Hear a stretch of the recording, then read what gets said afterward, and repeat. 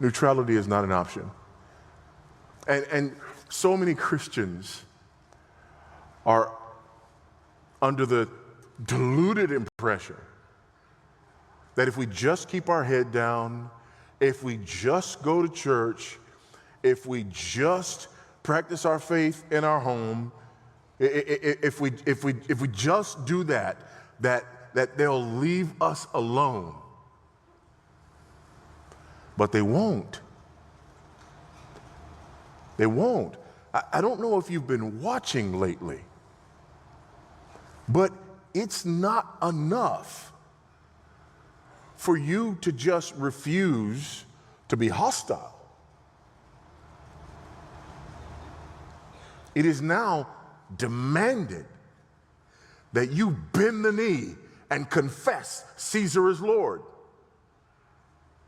You can't be neutral.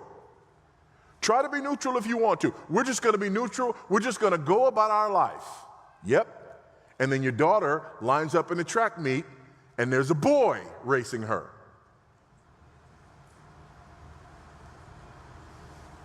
What do you do? Do you sit there, take the loss, clap when the trophy is given to the biological male? What do you do? What do you do when you go to work and then they have this new policy at your work where you put your pronouns on everything and you say, no, I'm not going to play the game. I'm just not going to put the pronouns on there. And they say, no, it's a policy. Put your pronouns on there. Fine, I'll put my pronouns on there, but my pronouns are the pronouns that God gave me. Good for you, because that's just step one. You've put your pronouns, everybody else has put their pronouns, and then this is what happens. They come to you and they say, you must bear false witness. Look at that man and call him a woman.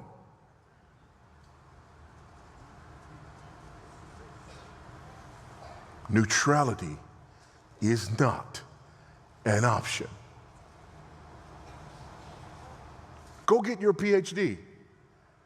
Go be the best student ever, anywhere.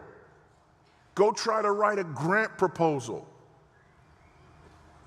Try to be a scientist, a biologist, a chemistry, anybody. Just try today to go and do that and sidestep all the minds, all of them, that say your work must be based on the assumption that there is no God, that the world was not created, and that it's billions and billions and billions of years old.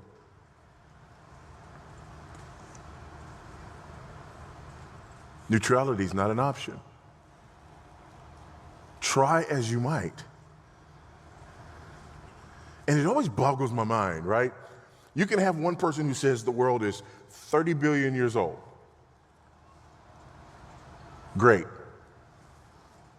You get a prize. And another person who comes and says, no, actually, the world is more than 60 billion years old. No problem. You get a prize too. I come and I say the world is actually several thousand years old. And they say, you're an idiot. Why? Why? The distance between the 60 billion year guy and the 30 billion year guy is 30 billion years. The distance between the 30 billion guy and me is less than 30 billion years. How come both of them get to be okay, but I don't?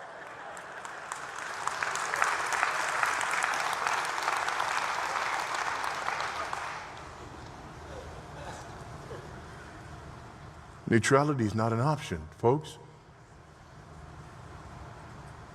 When our children go to schools that pump this stuff into them, neutrality is not an option.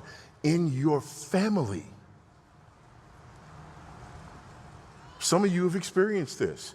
In your own family, neutrality is not an option. All the recent stir about, do you go to the gay wedding? Do you not go to the gay wedding? All of this recent stir. Why? Why are Christians wanting their pastors and leaders to help them think through this. I'll tell you why.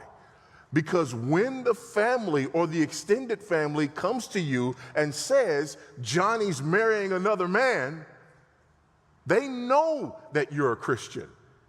They're just double dog daring you to say that there's something wrong with it and you're not going. Neutrality is not an option.